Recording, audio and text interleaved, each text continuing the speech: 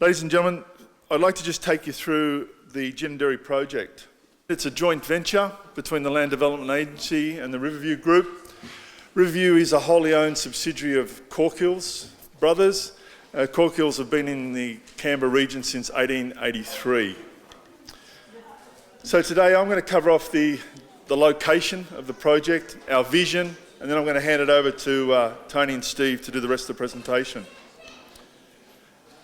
The question is often asked, this is a large project that spans from in the ACT and New South Wales. This was a plan that was given to the Prince of Wales in 1922, and you'll notice there's a little bit of New South Wales that was on that plan. This bit of New South Wales is physically landlocked from any other part of New South Wales. Your access from that land is only into the ACT. So from a master planning point of view, when you look at landforms and you look at connectivity back to Belconnen, it's logical to look at it as a rezoning.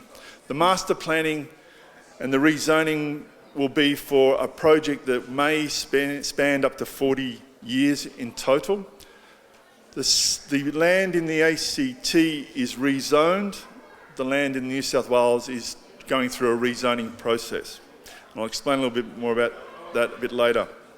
So from an orientation point of view, it's an extension of Belconnen. Belconnen at the moment has 90,000 people. Majority of the town centres are designed and built around a population of 120,000 people. So by adding this area to Belconnen, we're adding an extra potentially 30,000 residents, which will bring it up to 120,000 people. We join the existing West Belconnen suburbs of McGregor, Holt, and we're working our way from that point through. And as I mentioned, the timeline for the project is completing in about 2055. Ginninderry is located here at Strathnan, and this is where stage one will be. So stage one is fundamentally out this way. So the land as you're coming down Stockdale Drive, past the golf course, on your right, those lovely green paddocks, that is stage one. And it finishes just off to the back of this building here. So that's the area for stage one. The subsequent stages will then march on from here. We're 5 minutes from Kipax and 10 minutes from Belconnen. The land ownership and the conservation corridor. So that plan in the green area shows the conservation corridor.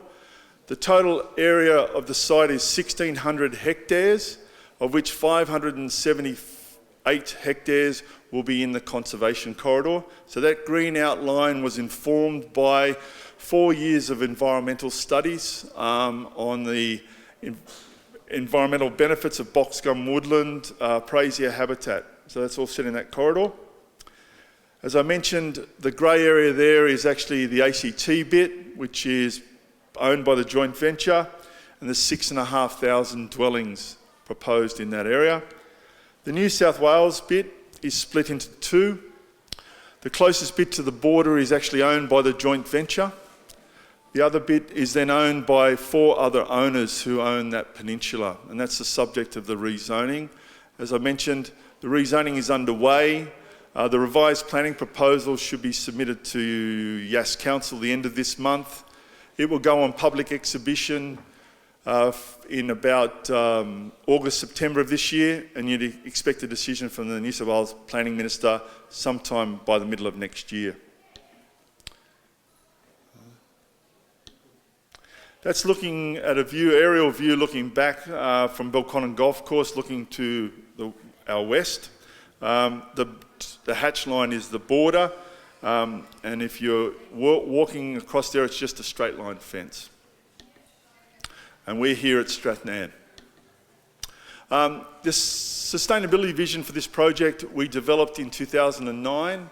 The sustainability vision is to create a sustainable community of international significance in the capital region. In that it's very much based about how we become sustainable over time, applying the triple bottom line principles of environment, cultural, social and economic. And some of the initiatives that you'll hear in Jess's talk are some of the things that we're working towards achieving that from day one. For example, the buildings all here will have an energy rating of 7. Currently, you're required to do 6 in the ACT, so again, it's lifting the benchmark on those type of things. Now, that particular vision can be seen by many as though that's great, that's lovely developer speak, but it's no more than developer speak, so how long does that really last, and will that be delivered?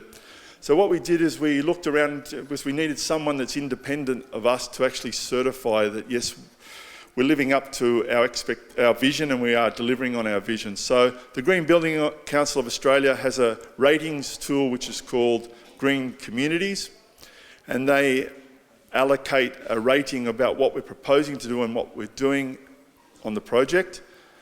The current rating we have is 6-star, which is world's best practice. So as we're starting off today, we're living up to our vision. That rating tool gets reviewed every 3 years. So every 3 years we will go through a review process, and that keeps us focused on that vision document. And that's very important to this project. I'll talk a little bit more about some key facts. So David mentioned it's a joint venture. That's really important, I think, because it gives you confidence that it's not just a private sector company, but it's the government through the Land Development Agency involved. Very large project, you can see, goes for 30 years, depending on how many blocks and houses we sell per year. Importantly, there'll be 4 suburbs, so the 2 have already been named. So this area we're in now is called Strathnairn, and the next suburb will be called McNamara, just up the way a little. We will have our own town centre, about the size of Manuka, so a large supermarket, small supermarket, some other specialty stores, and we'll start building that up near Parkwood Road in about 2021, 2022. In the meantime, of course, we're only 5 minutes from Kippax. Of course, you can't just build 11,000 homes and not have all the other facilities. So, of course, we've allowed for 4 schools, 1 in New South Wales, 3 here. We've got playing fields, sporting fields, and other recreation facilities planned that will be delivered over time. And the first major facility will be a neighbourhood park, just on the side of that hill up there. It's a bit hard to imagine when it's all just paddocks with cows in it, but us planning types can visualise that, and certainly it'll be quite a spectacular park. And other local parks scattered throughout as per the master plan. I think David mentioned we've got 600 hectares along the Murrumbidgee River, and I can see it out the window here, from here right up to the confluence of Ginninderry Creek and Murrumbidgee River, and right up to Ginninderry Falls. So that land will be set aside as a conservation reserve, managed by a trust, which we would hope to see our residents get intimately involved in as part of the ongoing maintenance and management of that reserve. A really important part that Steve will talk about a bit more later is we'll have a mix of homes, everything from compact, affordable homes for people like my kids, so first home buyers or downsizers, right through family homes, but also apartments. So a mix of product over time to suit everyone, different ages and stages, different price brackets. And as I said, about 300 to 400 homes per year. We've got a really interesting approach to energy here, which is designed to save you money over the long term and significant amounts of money on your energy bills, and also a very good story about the carbon emissions that you might generate from your house. By going down our mandated electrical path with solar cells on the roof, this building's got 30 kilowatts on the roof, most homes have about 4, you can save a lot of money and be good for the environment. And that's a mandatory thing. We're doing a lot of stuff with stormwater, both at the house and in the estate level. We've got stuff Steve will talk about cycling and how we're separating on the main route cyclists from cars on segregated cycle-only lanes on the main route, and a network of interconnecting paths elsewhere. We are entering into an agreement with Belconnen Community Services to run a shuttle bus from here from the first day the first resident moves in, so you can hop on the bus, go to Kippax Interchange and get on the red rapid or the blue rapid or other routes that emanate from that interchange. So you don't have to buy a second car or a third car. We're encouraging people to walk, cycle, catch a bus. So that's really part of our sustainability strategy. A really key thing we're doing is every home that you build when you've finished your home, you let us know, and provided you complied with the design guidelines, we'll come and build your front garden for you. No extra cost, it's in the price. So often you get to the end of building a house, you're fatigued, don't want to do it, haven't got any money left. The good thing is people will come in and they'll build your front garden for you in accordance with some plans that we've already got prepared that you can modify a little bit. Dog parks, community gardens, active open space, whole range of things. So it's a whole new community. Master planning, David's talked a bit about, Steve will talk in more detail about stage 1. But it considers access to bus routes. Most homes will be within a 400 metre radius of a bus stop. Clearly that's important to get people active and walking, so health considerations, pathways, open space, access to the corridor. We're creating a series of neighbourhoods, so there's a sense of engagement, a sense of place in each neighbourhood, and of course the conservation area that we've talked about. That's just a bit more about the mix of housing, but basically the planning philosophy is larger homes on the edge, near the conservation area, higher density near the town centre. So you want to activate the town centre, get people on buses, get people walking. But if you want a traditional family home on a larger block, that opportunity exists or will exist a little bit further out from the town centre. David mentioned we're developing in stages. So today, this is the first time this building's been open. We're releasing the first stage, which will be literally outside here. And we'll work on releasing further parts of that over the next few months. That pink area you can see there is about 4 or 5 years supply. When we've done that, we'll go further to the north, east and northwest, and maybe a little bit down to the southwest here, and then work up into New South Wales, up around Ginninderry Falls, and finish the thing in 2040 or something like that. I won't be here. Probably Tony won't be. Some of the younger guys might be. So it's a long-term project. It's a real community. It's an addition to this existing community, which is really important. And this link will be the link between all of those things, Strathnairn, the existing community, the new community.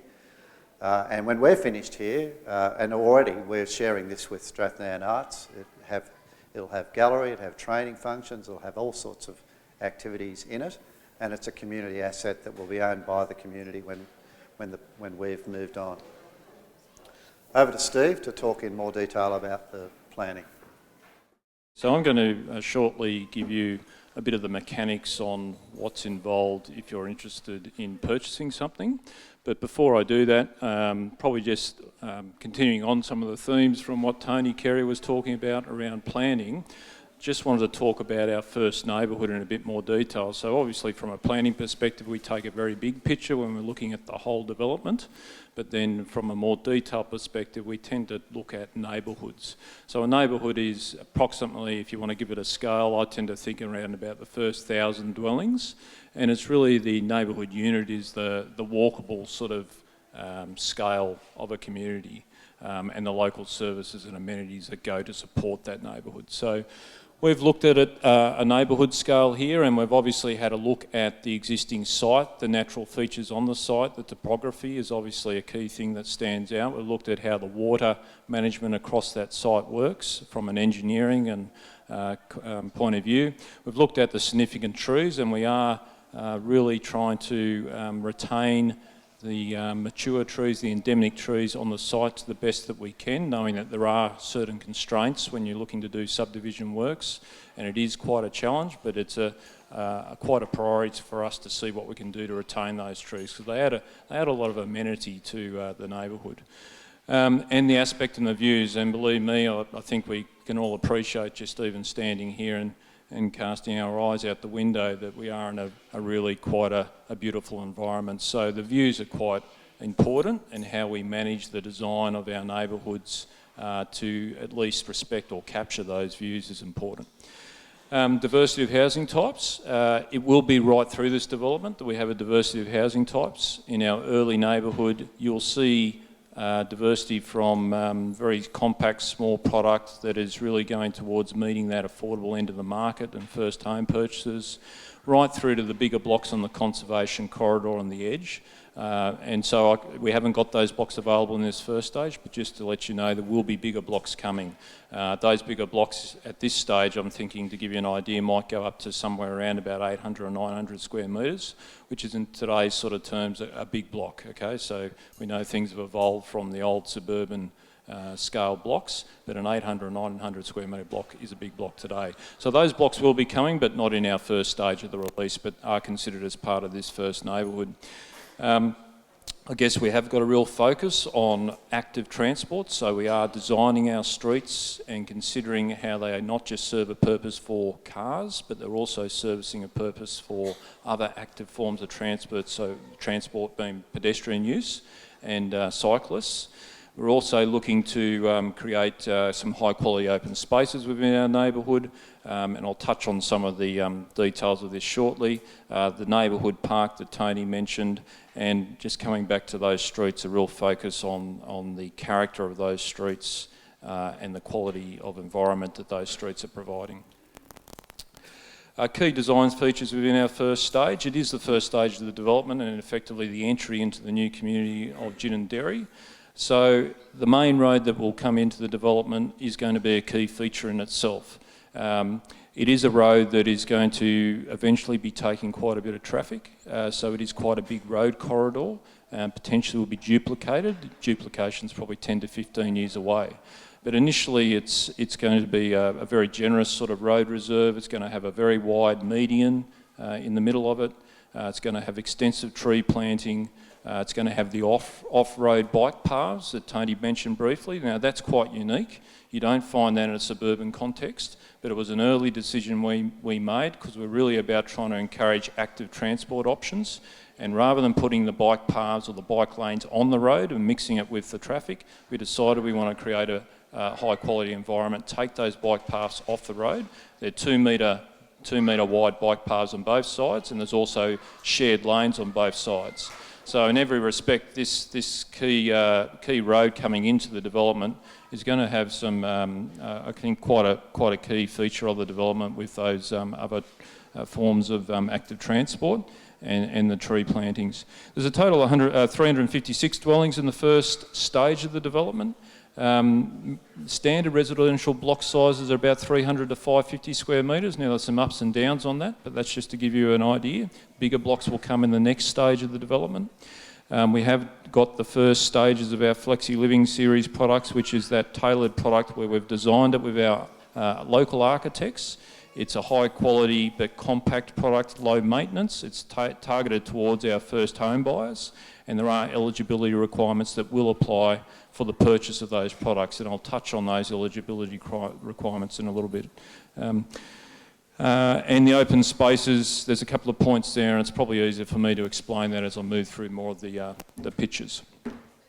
So this is our first stage landscape plan, so it shows you a bit more of the concepts. This is the link building highlighted there where we are located, and the first stage of the development, I guess, is between where we're standing and the Magpies Golf Club, to just try and give you a quick snapshot. So the entry road, which I guess we're calling a Grand Boulevard, that's obviously just pointing out that main entry road into the estate, being the front door.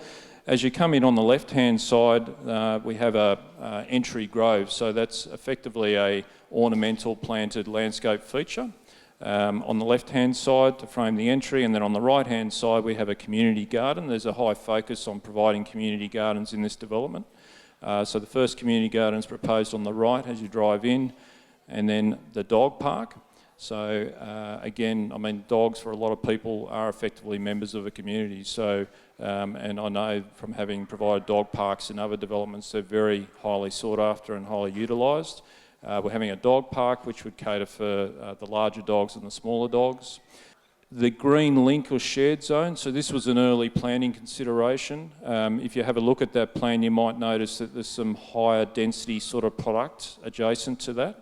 So that green link is serving to provide some amenity for that higher density product, but it's also a key connection through the development from the existing suburbs of West Belconnen and from the dog park and the community garden through to where we're standing, the link. So it's serving a number of uses. It's a shared zone, so we're really sort of reducing the speed limit in that area. It's reduced back to a 20 km/h zone.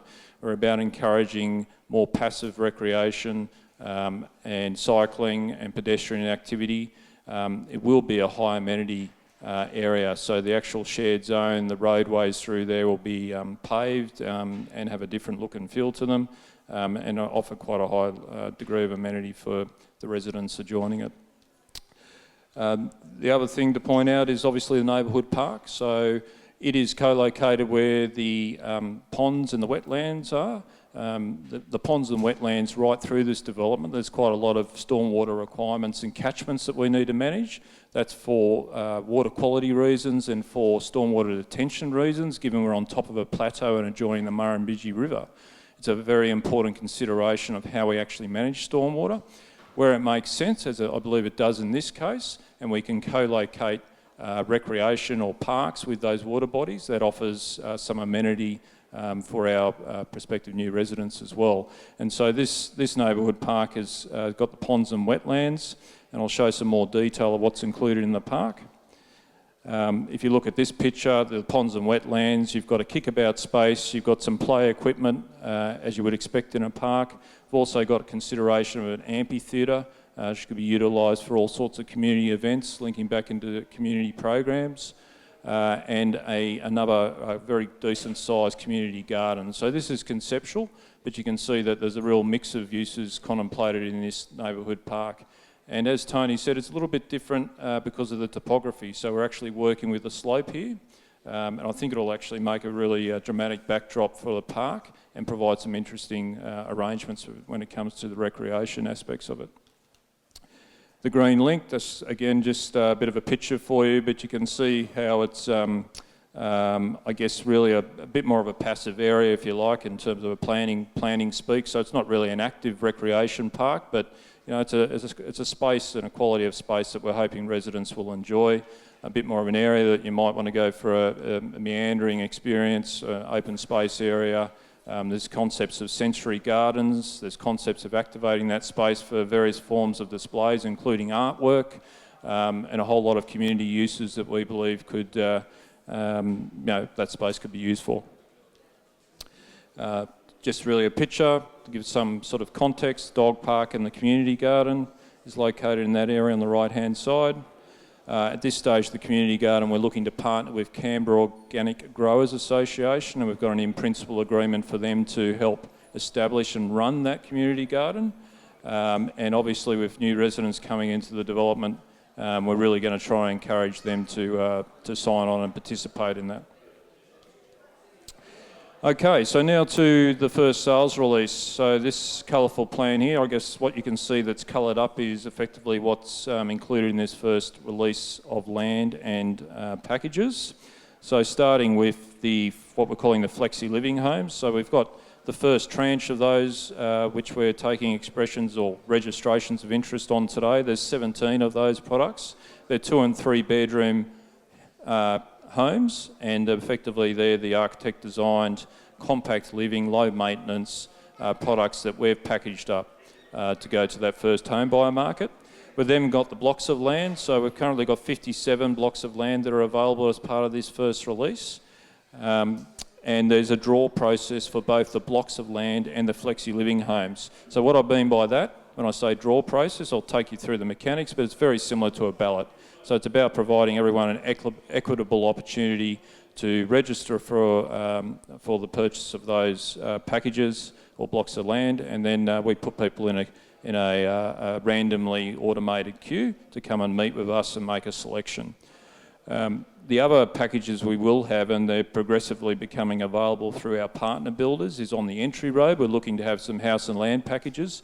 These will be bigger blocks of land, typically, and probably a little bit more expensive. So I'm envisaging that these packages will be between $600,000 to $700,000 on this entry road, just to give you an idea. We're working through the detail on those packages with our builders, and you'll see the detail that will be put on our website in the next couple of weeks for some of these packages. I might mention at this point that with our partner builders, it doesn't matter what block of land you build, they can also offer packages on that block of land for you, or you can actually choose your own builder if you desire. Okay, so the Flexi living homes, just to give you a bit more information, so they are priced from $365,000 right through to $489,000. They're 2 and 3 bedroom homes. They are higher quality, with high quality of inclusions. They've got 2.7 metre high ceilings on the main living areas on the ground floor. So that's, the standard height is 2.4. So we've actually lifted the ceiling heights in these products because they are more compact in nature, but we're not really wanting to compromise on getting light into these dwellings and making them feel, creating a nice living environment. So we think it's important to offer more generous ceiling heights. You have a choice of colour schemes available to you, and we have those colour schemes here on display today. So there's 3 colour schemes to choose from. There's also some upgrade options which we can talk to you about for these packages. They are individually titled, okay, so they're all on their own separate block of land, but they are attached products, but individually titled. So that's important because effectively it means there's no body corporate fees for you to consider. In terms of the land, if you're looking to buy the block of land and you're wanting to know what you can build on it, we have housing development requirements.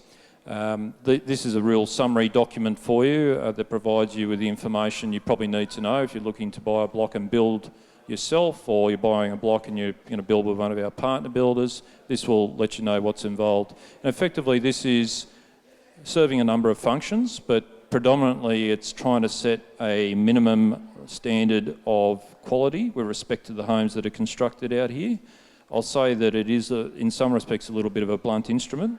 It doesn't necessarily prescribe everything you need to know, or shouldn't be restricting you in terms of thinking about different options to explore. And we're always happy to talk to you about if there's something that doesn't quite fit here, but you think it still meets the objectives that are sort of contained in our vision and in our documents, that you come and talk to us. So I'll just make that note because it is quite hard writing these sort of documents, but it's about setting a minimum requirement. And it really offers a bit of investment protection for everyone who's buying into this community, that they know that at least everyone else is going to have to satisfy the same requirements for the homes that they build. It also gives you tips in terms of the sort of things you need to consider when building a home. So it's quite a useful document if you're new to this sort of thing and you haven't had much experience. It's a really good document to sort of go through and gives you a lot of information about what you need to consider. There is a bond that attaches to the requirements in there. The bond is to protect against making sure these requirements are put in place. The bond is $5,000. We are looking to reduce that bond to $2,500 for our display village builders, because obviously we're partnering with them. They've come on board with us, and they're partnering with us to deliver requirements that meet the overall objectives of the project. So if you sign with one of those builders, there is a slight reduction in the bond that you need to pay. And as Tony mentioned before, I think this is a first, as far as I know, in the ACT, but we're actually offering no more than it's included in your price to do your front landscaping. And there's some concepts you can choose from. There's 7 concepts, different landscape designs, varying from native planting, exotic planting, edible gardens, all sorts of different concepts you can choose from. And there's a really good selection of native plants and exotic plants to choose from. So just to let you know, we have that detail on our website as well, and we have some of that information here today. I encourage you to look at that. And there is a process with this that you'll need to submit your documentation to us, and we need to review it and approve that it meets these requirements, just to let you know. Other additional resources you will find, and this is available on the website, we have a buyer's toolkit. So in there you can find detailed block information plans. So if you want to drill down and figure out what the slope is on a particular block, where the service ties are proposed to come into the block, where the driveway location is, it's all in there. So, there's information. Obviously, it depends block by block, but you can find that you get access to that. We've got it here printed out, but I just encourage you to go to the website. It's a lot easier to sort through the information there, and you can look at the block specifics. Okay, servicing conditions, I won't dwell on that. Erosion and sediment control, it's important, very important consideration for this development. We are going to be quite strict in how that's administered because of where we are, at proximity to the major river corridor, the Murrumbidgee, And just to let you know, we have got a key focus on this. So we will be very strict in terms of trying to make sure that erosion and sediment control is managed properly on the project. And we've got some advice to help with that. And that really comes back to your builder, not you, but we want to make sure if you're buying a block, you're aware of it. So your builder's also aware of it. And FAQs. And then beyond that, we also have another booklet, Smart Housing Design Booklet. Now that's for those of us who are really keen to know what they can be doing to make their home as sustainable as they can. We have another booklet, and again, it's just giving you tips. It's actually, it's quite a simple document, I think, and it's intended that way, but it at least means that if you're talking to a builder, you can ask them the relevant questions. So, you know, if you're really wanting to get a higher energy efficiency home, rather than the minimum standard, what are the sort of things you should be asking them? That's contained in that booklet. So there's a whole lot of useful information in there. We have also considering if some of you go to hear Jessica talk about home energy systems, we've tried to help out with that because what we're proposing is a little bit different. I'm getting David's looking at his clock I'm going for way too long. But look, at the end of the day, there's information that's going to help you. And this is about, you know, we've pre-packaged things. So for the PV, the solar cells on your home and the other aspects we're promoting, we've gone to suppliers, we've got an offering for you, we can give you that information. It's up to you if you want to use that offering. But I can tell you that we pre-qualified them. We think it's good value for money. We went out, we got prices, so I've got that offering for you. Front landscaping concepts are all on the Buyer's Toolkit that you can see on the website. Okay, so the draw pack, I'm going to flick all this up really quickly, and this is what you get in a draw pack. So you get the draw conditions, okay, so I encourage you to read that. You get the key dates in the process, you get an appointment of agent form. If you do get selected, fortunate enough to have an opportunity to come and pick a block or a package, which I hope you will, and you couldn't get there, you can appoint an agent to come on your behalf. So just be aware that that option is available to you. There's a specific form for Flexi Living because of the eligibility requirements I'll go into in the next slide. The pricing information's there, and there's a specimen contract in the draw packs. The key dates and process, as I said before, you've got to register by the 21st of April. There is a pre-qualification period, and that's so we can do some checking. And I mean, effectively, to be eligible, you need to be older than 18 years of age. You need to be a registered corporation. If you're a corporation, there's some really essential basic stuff like that. There's also the eligibility requirements for the Flexi Living homes, and we do related party checks. So if it's you and your spouse who are applying, you will be eligible for one block only, and we check that. So just to let you know, and that's obviously about trying to make sure it's a fair process for everyone. So there's related party checking. The draw is conducted on the 28th of April. Okay, so that's a very much an automated process. It's a random selection. It puts you in an order, and then if you're, then we will be in contact with you about making an appointment for you to come out and meet with our salespeople and make a selection. If it so happens you miss out on this first release of the land or the packages, and you have registered, we will be in contact with you again when the next release of land is made available, and be in discussion with you about partaking in that. So exchange is 14 days after you select the block. So when you actually come to the appointment, I should go back, when you come to the appointment you need to pay effectively a part deposit. That part deposit is $5,000. Okay, so that is a refundable part deposit. You actually are formally committed to the contract when you exchange. When you exchange, if it's a block of land you're buying, it's a 10% deposit. If it's a housing package, one of our Flexi Living housing packages that are targeting that affordable market, it's a 5% deposit. Settlement is basically when the block or the dwelling is completed. At the moment, the land is expected to be complete from June next year through to November. That's an anticipated timeframe. There's a bit of flexibility in that because of the planning approval process. And the Flexi Living homes are expected to be complete from July through to February. Obviously, being a home, it takes a bit longer.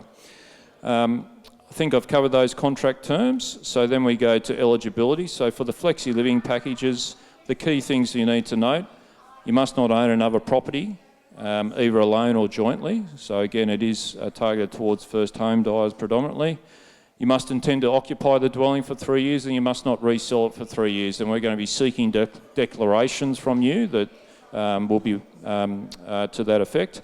And your combined household income must be $120,000 or less. Now that household income threshold is more than capable of financing and affording these packages. I'll finish with this. Our partner builders, we've got 14 partner builders. We will be building a display village. We are looking to actually display some high sustainability within that village. There'll be a real mix of homes. We're looking at having accessibility as an option for purchasers out here around different levels of accessibility, to keep that really brief. But you know, this is about an ageing in place type concept. So you can actually have silver, gold and platinum options, and each of those go up a level in terms of the accessibility within the home. So that means wider corridors, wider circulation spaces, those sorts of things. We're looking to promote that option for purchasers as well. They will have a minimum ER of 7 stars, and they'll promote our home energy systems. So frequently asked questions, there is no land rent available out here. It's a joint venture, and because it's a joint venture, land rent is not an option. How do you find out what you can build? I encourage you to have a look at our housing development requirements I touched on earlier. That will give you an information as to what you can build, and the approvals you need does depend on what you build, but if you're not looking to do anything too different and you're looking to comply with the controls that are part of our Stage 1 development approval, effectively you can get a private certifier to approve your home through your builder, I might add. So your private certifier will be appointed by your builder. They can approve your home for you. If you want to do something a bit different, you might need to go down what's called a merit track approval with the ACT government through their planning department. The access to the river corridor is probably an important point. So just outside the window, we propose to have an access road that will lead down into the river corridor, and we propose to have a riverside recreation park. We have got some preliminary concepts designed for that. It's effectively a picnic spot. We are looking to actually have it as an area for swimming. We are also contemplating kayaking on the river corridor. So this is an early stage of planning, but we have some concepts developed. It's still going through some further due diligence around some of the sensitivities, but it is certainly the case that the river corridor will be opened up to recreation, and we propose to have that open before the first resident moves in. And the gas connection, I think if you looked at the documentation in detail, you'll notice that there's an intention stated that we do not provide gas to the first stage of the development. So the intention is that we will not be providing gas connections, but it comes back to what makes sense from an affordability point of view, and from an economic point of view, we don't think gas makes a lot of sense. Electricity and panels on the homes is far more affordable if you plan to live in the residence, and your payback period is actually not that long. I mean, things have changed so quickly in this space. The cost of panels and the cost of have come down a lot. And when you look at your payback, it's actually 3 to 4 years. So it's not a long time to wait, and then you're saving a lot of money per year after that. And that's using PV panels with other electrical appliances in the home. So it's not our intention. It is currently a requirement that gas is provided to all blocks of land in the ACT, but to be clear, we are seeking to make an amendment to that. So if you still felt like you needed gas and you had to have gas cooking, you still could have it, but you'd need to have bottled gas. So that's our intention at this stage. There may be other questions. I encourage you to talk to any one of us here today. And obviously we've got lots of people in expertise in different areas. So hopefully between us we can answer any questions you got. That's probably all from me. Thank you.